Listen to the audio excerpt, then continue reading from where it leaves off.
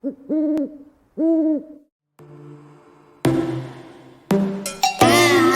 your bedroom, we stopped counting the days, lost in the rhythm.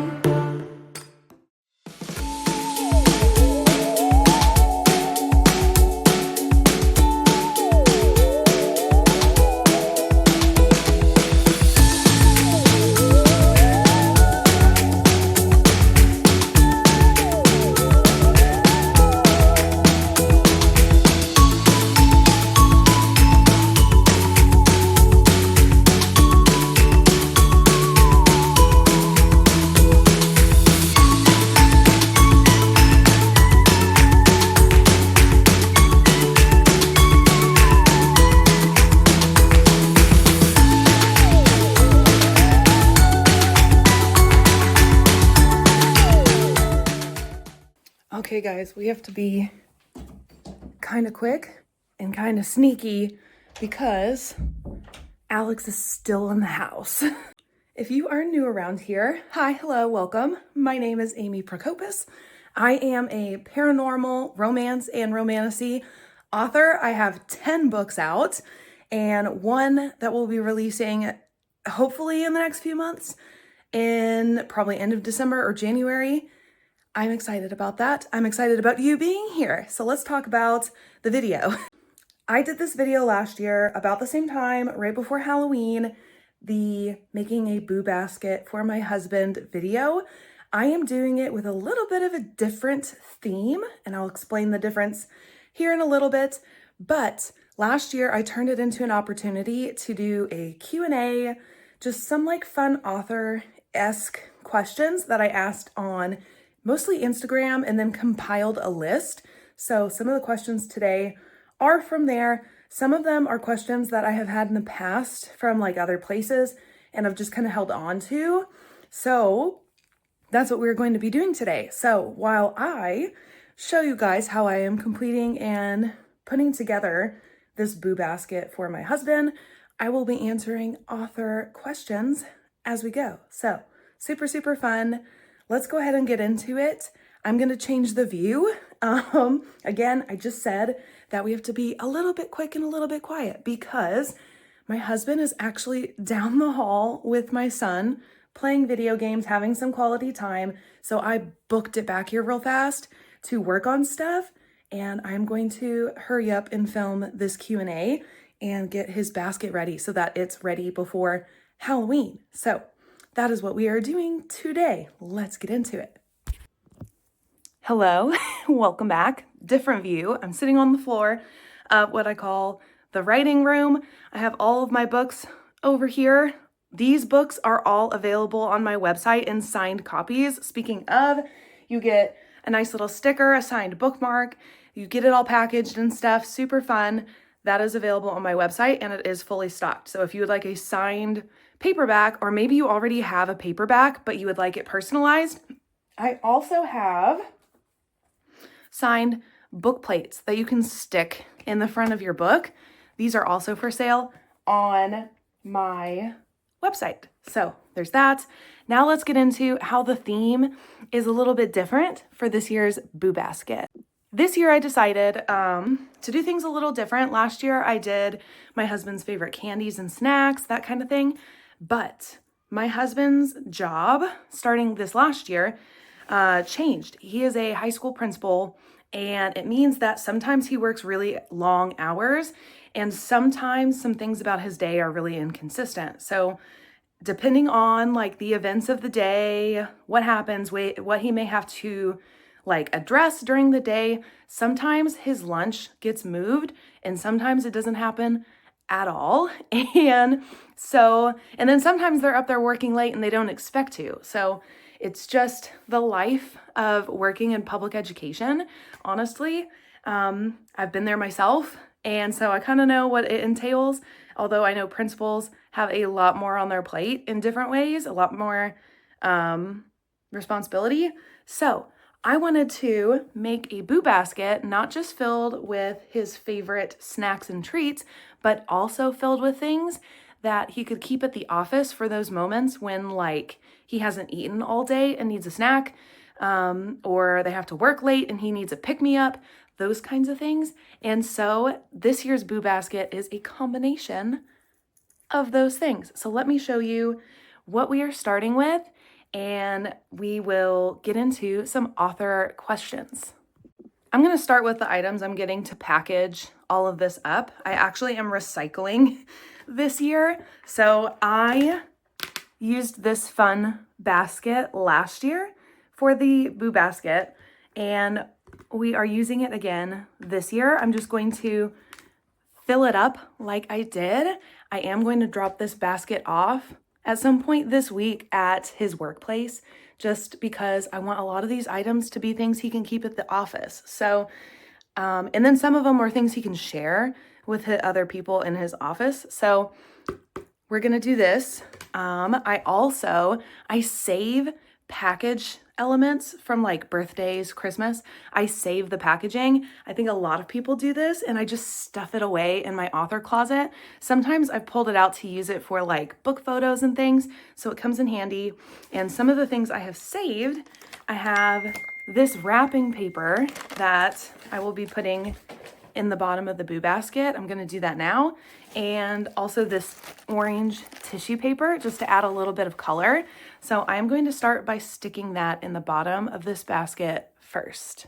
First question I got and that I saved is actually has been a lot of questions. So I've compiled them to this one, and that is, are you discontinuing Trials from the Great Mother, which is my book series following Princess Wren.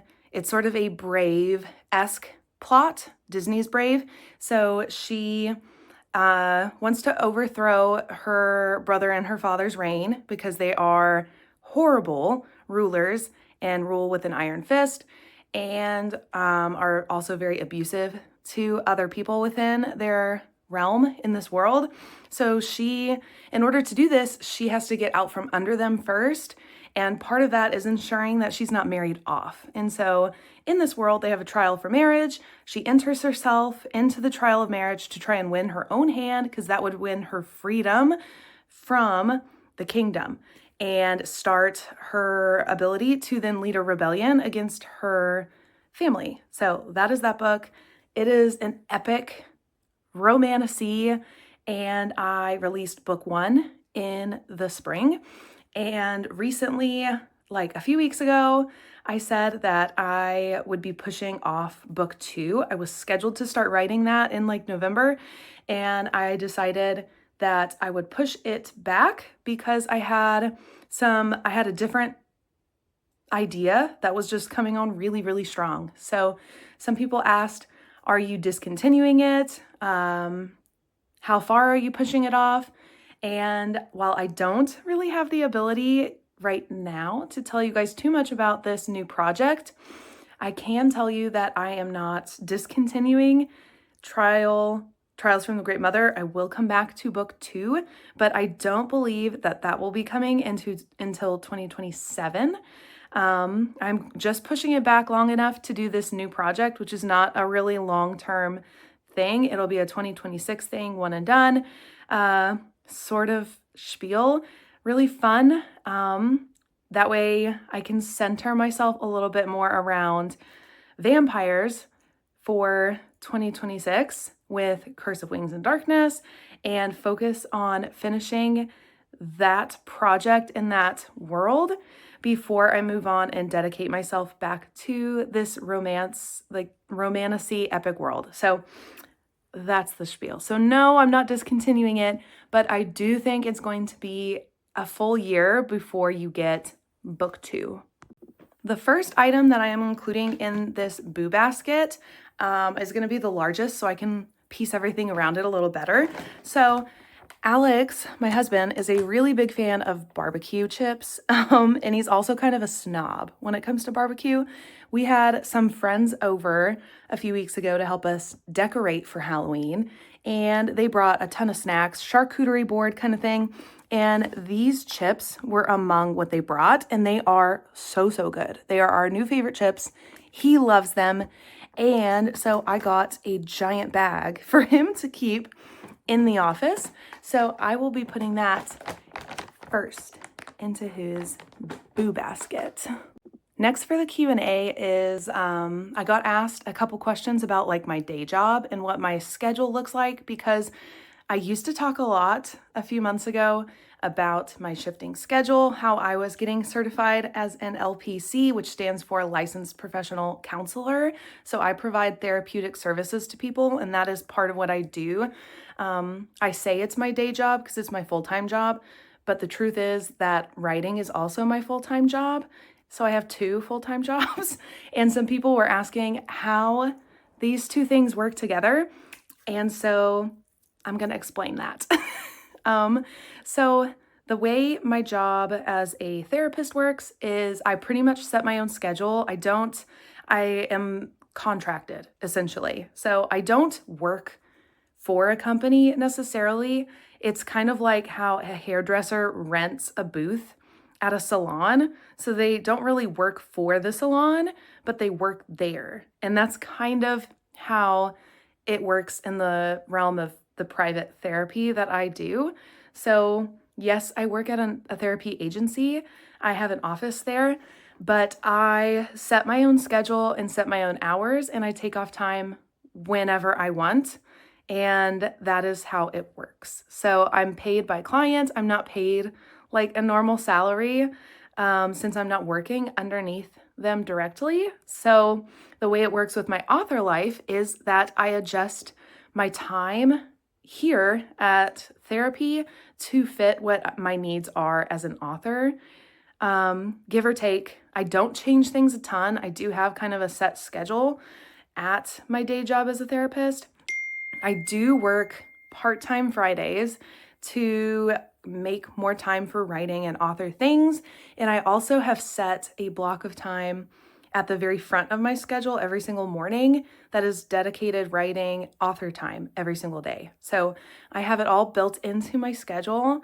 And if I have any cancellations, I use that time either to wrap up therapy notes, or I use that block of time as extra writing, marketing, author time. And so it ends up working out that I get a lot more time as an author than I used to. And my schedule is incredibly flexible, whereas it was not that way when I was working in public schools. It was not nearly as flexible, and my hours were longer. So this works super nicely for me. I get to do all the things I enjoy.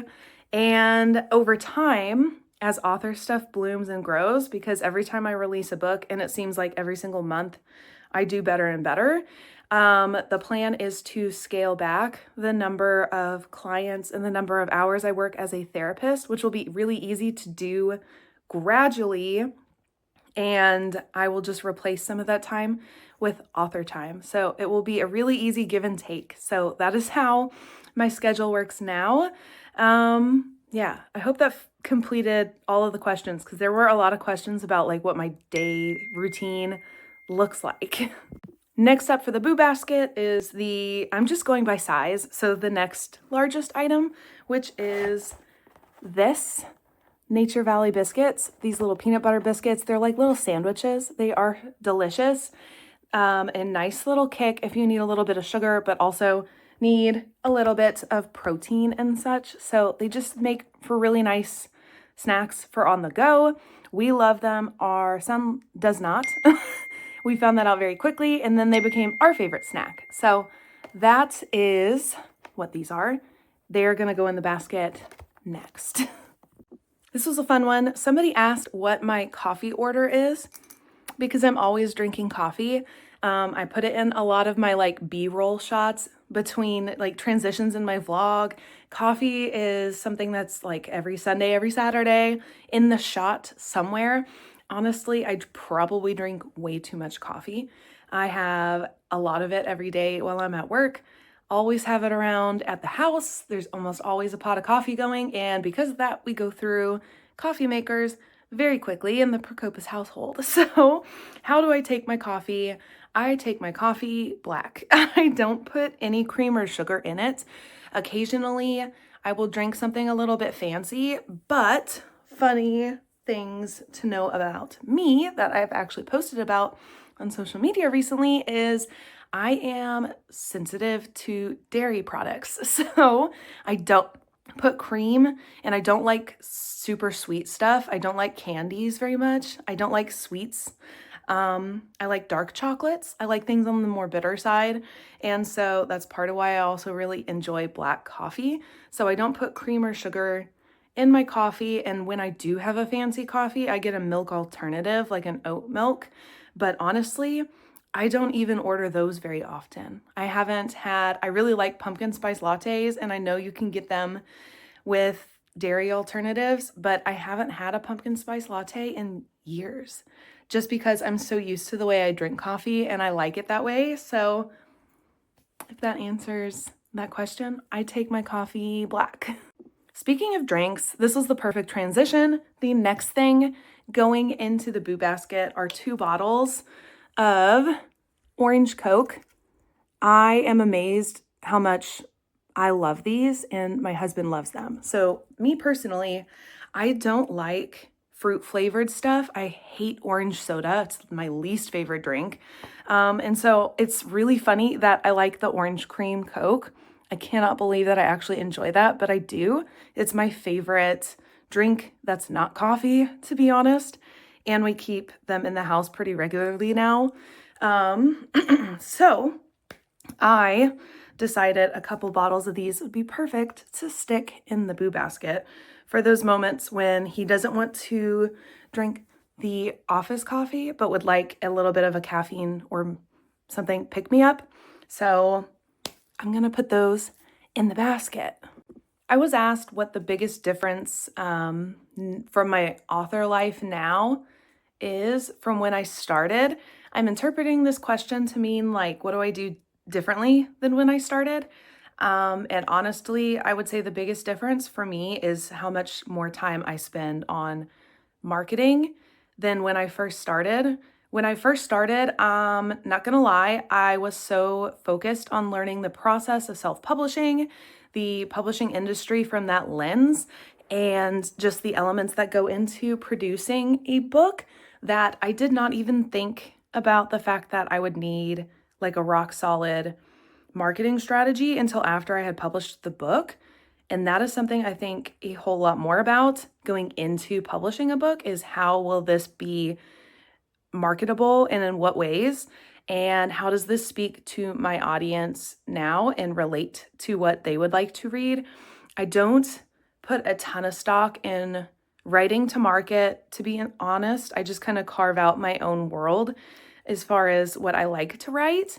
And that is why I have slowly shifted a lot more of my marketing recently to paranormal romance and really focusing on like the paranormal elements, because ultimately that is what I write. I write a lot of books that are set in the modern world, but are very much a supernatural story and romance. So I have really tried to lean on that. And when it comes to marketing, what I was not doing when I did start marketing as a beginning author was I did not think as intently about who exactly my books are for. And I focused a lot more on getting my books seen in general. And let me explain that. This would actually make a really fun topic, I think, for like a marketing video potentially in the future. I think that this may actually be something I talk about in my Patreon coming up pretty soon. So if you're interested in that, check it out below. You can be a free Patreon member and get some exclusive things. Again, for free, weekly, there is a post that goes out to free and paid members that only goes out there. So join at least for free. But if you join for $5, you get additional information and freebies and exclusive content related to my books. And this topic might be one of them. So when I first started, I was paying a lot more attention to the number of people who were seeing my books, not who was seeing my books. And ultimately, it matters more who is looking at and engaging with your content, your marketing content, more than it matters if it's gone viral. So going viral can be great because it does get a lot of eyes on your work, But when you delve deeper into who is in that viral pot, who has seen your product, how many of those people are actually your target reader, and how many of those people have just caught on because you have something that's viral, like a viral moment. That's the difference. So when I was first starting out, I did have quite a bit of attention on my books, on my first book, and then my projects coming up. However, a lot of people who were viewing that content were just stumbling upon it because I had pushed it out or paid for it to be pushed out, or I'd paid an Amazon ad. And so the Amazon algorithm was shoving it in front of people's faces, trying to figure out where it fit. And so, yes, the numbers were high, but the sales were low. And I think a lot of little baby authors fall into this trap where they go, I don't understand. It's like all my marketing is doing really well. I'm pushing marketing out like crazy. I'm doing so much work, but it's not contributing to sales. And usually the case is that you're not marketing it to the right people, because it is much more profitable for 50 people who are diehard romantasy readers to see your romantasy book than it is for 1,000 people to see it. And most of those 1,000 people are just random people on the internet. They're not romantasy readers. It would be like marketing your book to nonfiction readers, maybe. So maybe you're marketing them to book people who are interested in books, but not the right kind of books. And so that is the difference, I would say, for me as a beginner author, is that I look at data more intentionally rather than on the whole. So, and I market. I didn't market a ton in the beginning. So I know that was a really long section, but that's what I do differently now. Next up is actually something from a company that we really enjoy. So if you haven't tried anything by Better Goods, you should, because we have just kind of started to try everything with the Better Goods name on it and have loved it.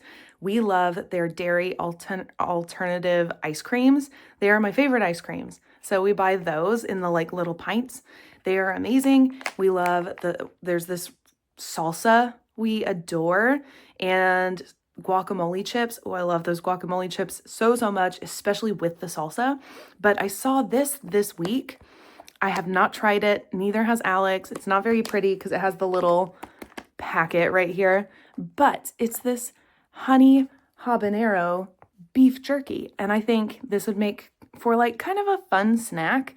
So I picked up one. I'm going to stick it in the boo basket, and he's going to tell me how he likes it, and then we will probably keep way too much of it at our house. I did have a few people ask question-wise about this super secret project I keep talking about. It is the one I told you guys earlier that I am pushing the second book in the Trials of the Great Mother series to 2027. So that in 2026, I can work on this new project and stay in the world of like my vampire romance with Curse of Wings and Darkness. So I don't want to reveal too much, but I can say it is a duology, and there is a little bit of crossover with moments in the upcoming Curse of Wings book. So book 3 in that series, there is a chapter, I think, that will be told from a different perspective in book 1 of this duology. And that same chapter will be from a different perspective in book 3 of Curse of Wings and Darkness, if that makes sense. So there's a bit of crossover, but my plan is to write this duology starting next month in November. It will be the next project. So yes, I will be announcing stuff super soon. Hang tight, give me a week or two, but I do plan to start writing this as soon as I have things drafted and done with Snow at Sunset. I'm going to move on to this duology, and the plan is I haven't set any publication dates for 2026, and I don't think that I will. I'm going to go into more depth on why when we get to my 2026 goal setting video and we talk about my plans for that. But related to this question, The plan for this duology is to rapid release it. I've never done a rapid release, but since it is a duology, it would be super nice and good background information with some Easter eggs if you wanted to read the duology before you then read book 3 of Curse of Wings and Darkness. You wouldn't have to. I just thought it would be kind of fun because I love to throw Easter eggs in my books if you haven't noticed. So the plan is to write this duology starting in November, rapid release it in late spring or early summer, and then have the third Curse of Wings and Darkness book release likely in October, probably shooting for October 1st, like the first 2 books, but I'm not committing myself to any dates because, like I said, I want to write everything, feel really good about it, and kind of free up my time a little to be flexible in this new routine I have. And I think rapid releasing the duology will be a really great strategy for that series. So yes, it is related to the world of Curse of Wings and Darkness and my Guardian series, all of that I've built with this little world in Curse of Wings. And it's a duology. So hang tight. I have more information on that coming because I do have a video already planned and scheduled out in the works. So I promise you guys, I will tell you more. Just pause and hang tight on this question. The next thing I'm including in the boo basket is kind of more Halloween-y themed. It's candy. Alex's favorite candy, or one of his favorite candies, is Reese's. So I got a king size Reese's just as a fun treat to stick in his boo basket. So I am going to do that because he really enjoys them. So it's funny that last time around I had a lot of candy, and this time around there's really not a lot to include in his basket, but I am going to put these Reese's in there. A few people asked after I've posted about some event things in the past if I am planning to do more events going into 2026, and the answer is yes. I already have 3 on my schedule for 2026. I have not confirmed for one of those, but it is already on my schedule. I just need to get on and fill out some information and send some like booth payments. But yes, I am planning at least 3. One of those is a great big event actually in August. I'm very excited to attend it. I'm planning to be at the Red Dirt Romance as a signing author this next year in August. That happens in Oklahoma City. I am also looking at a few other bigger events as well. I think there's one in Arkansas that I've been hearing a lot about that I have been considering. Maybe a few in Texas also, some bigger events. So we will see. But I have at least 3 on my schedule. My goal for 2025 for this year was to attend 5 events. I have smashed that goal and I'm really excited about it. I do have a little bit of help now. I have a PA on my team. I will say though, it is somebody who has very graciously provided their services and their time for really not a whole lot of payment, just things like gas and food and stuff have been taken care of. I am not paying this person, but I do plan to in the future as soon as I start to need to like delegate more tasks. My plan is to give a full salary. That is my hope to my PA. So thanks, Jill. But as of right now, I really only provide payment and things when I need her for events, and that has only been recently. So she's only really just gone to a couple events with me whenever I have needed the extra help. But going into 2026, I'm going to have a whole lot more events. So I am hoping to expand that. So you will probably see a whole lot more of her around if you go to any of my events. So be on the lookout. I am going to update my author website with the events that I'm planning to attend. And I'm also posting them with the link to the event on my link tree, which is linked in the description box. So make sure to keep an eye on that, check it out. And if you're not already following me on social media, you should, because one, I'm kind of chronically online and easy to contact and engage with. So go hang out with me online. It's fun. And two, I push out information all the time for that stuff. So that way you're not going to miss it. The next and last thing I am including in the boo basket is what you guys saw my amazing and adorable son making at the very, very beginning of this video, which was our candy salad, as we call it at our house. So he is adorable. He picked out all of the candy that we included in that. You saw us packaging that up, so I'm not going to go into too much detail about what's in here, but we made a great big pot of it. Some of it went to a work event that I had for therapy stuff, that kind of a work event. That was super fun. Some of it we enjoyed here already at the house, but a lot of it got packaged up to be put into my husband's boo basket so that he can take it and enjoy it at work, maybe share it with some of his work colleagues if he wants. And yeah, that is what I did. So here is the final product. It is stuffed. I definitely could add elements to zhuzh it up and make it look cuter. I think last year I threw in some decorations, like some little spiders and stuff. This year I had so many things. I'm just tucking them all in here and sticking them in this big pot for him to have. So that is that. That is all I have. If you have any more questions that I did not answer, drop them in the comment section below because I am happy to go ahead and answer them there. And if you have any thoughts, especially related to some of my new projects, some things you are very curious about, or something you would like to see me maybe do or answer on this YouTube channel, just drop that below in the comment section because I have a lot of ideas, but I'm always looking for more. So do that, check that out below. Thank you guys so much for sticking with me and yeah, being a part of my journey. I appreciate it. I hope you liked this video and I hope you like my others. So like and subscribe, read books, be kind. I'll see you guys in the next one. Bye.